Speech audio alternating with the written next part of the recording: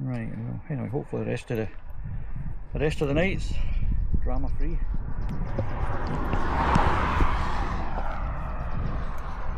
So tonight's adventure, the Grey Hill.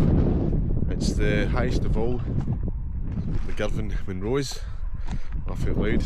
It's about 976 feet, about 10 feet higher than Sock Hill. It's a way up over that way. So the plan is we're going to climb the hill and get an overnight wild camp at the top. The weather's been fantastic today. It's been about 28 degrees. I think the temperature tonight's to sit around 20 as well, so we'll see how that goes. Right, I'll see you in a bit.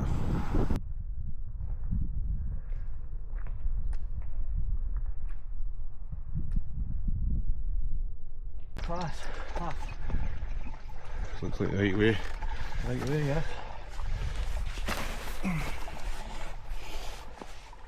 So this is the mast we're at, and up a distance looks like an abandoned farmhouse. So I'm going to be looking at this, see what the situation is. A bit of breeze. It's nice though, duties. Very warm temperatures today. What time is it? What time have we got? At night.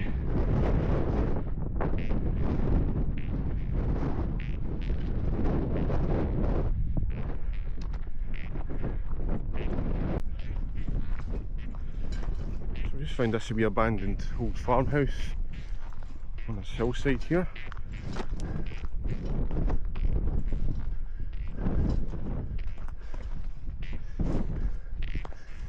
Don't know much about the history of this.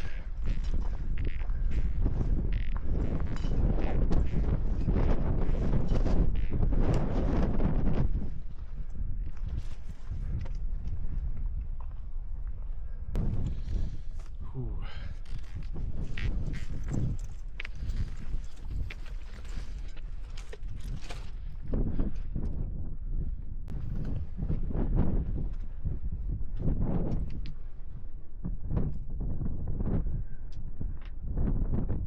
Roof caved in. It's good everywhere. Not much to see.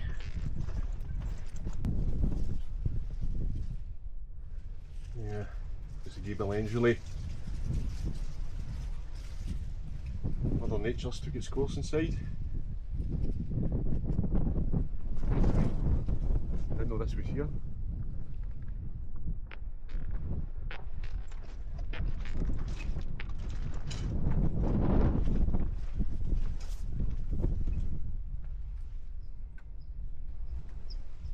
Yeah, the short hills of Craig in the distance through the windows.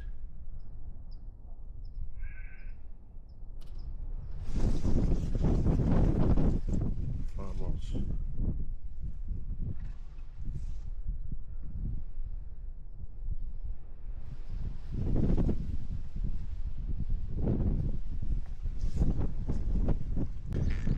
I just spotted a bit of fly tipping. Come on guys. Is that a dead sheep on top of it? Certainly sheep's Right, wool. I might go in for a closer look. No, it's a leg. Chairs. Old sofa. Sitting on the hillside. Dumped. Slip of spring, bed springs possibly. Or chair springs. the remnants of sheep. Dead sheep.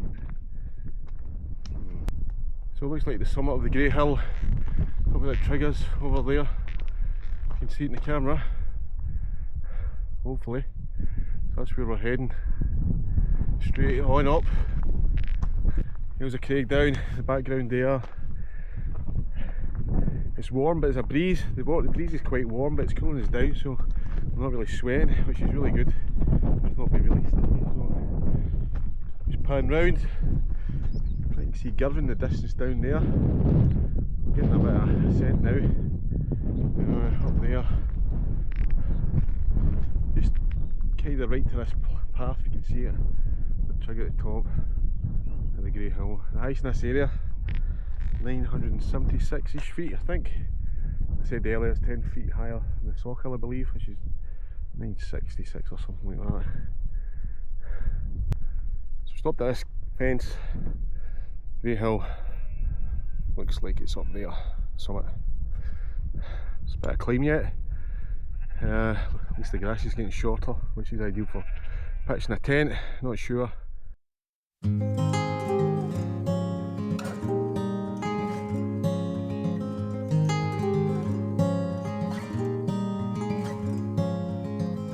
One of these days we'll give back the time we borrowed.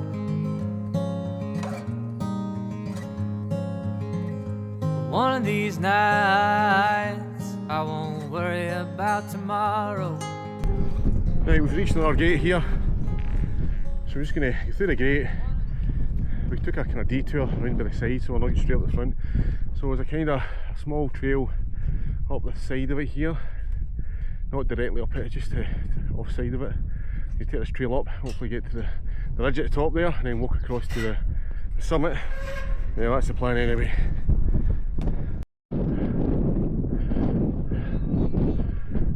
Darren making his way towards the summit. So it's about, what, over a mile and a half up here. Probably closer to the 2 mile mark from the road. So it's quite a ascend. Hills of Craig looking nice below the clouds there. Sun shining just at the back of it, reflecting in the water across the Clyde. Summit's just up there.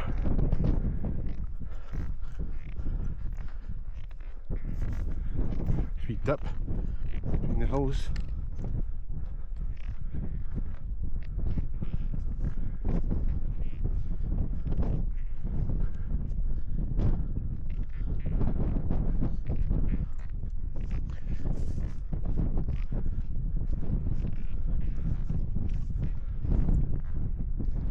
Wow, it's a bit of breeze. Oh.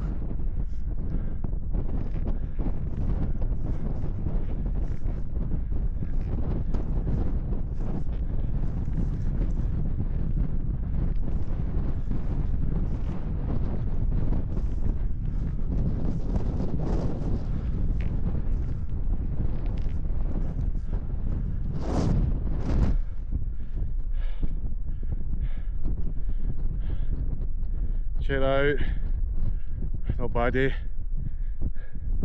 Right, final ascent.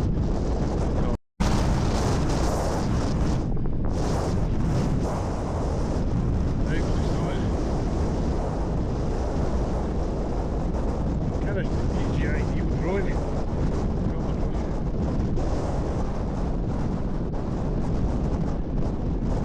That's the summit.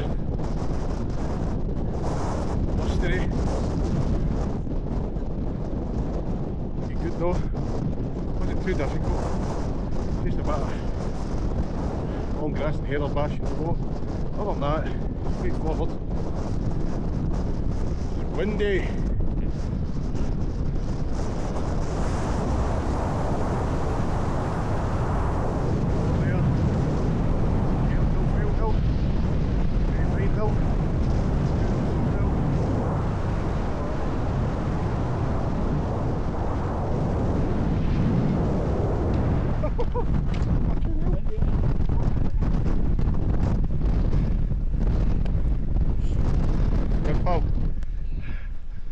Good man.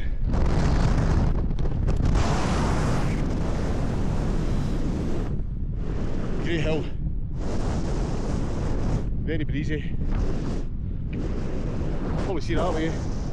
Ben Yillery, Merrick, I think. The distance.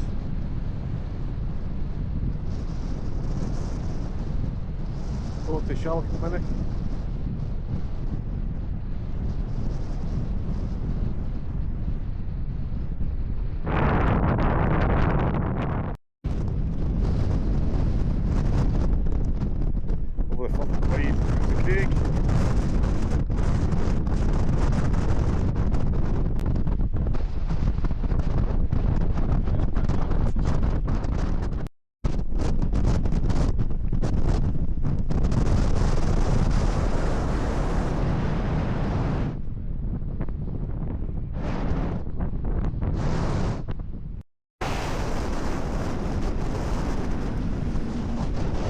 wind guard's doing its job.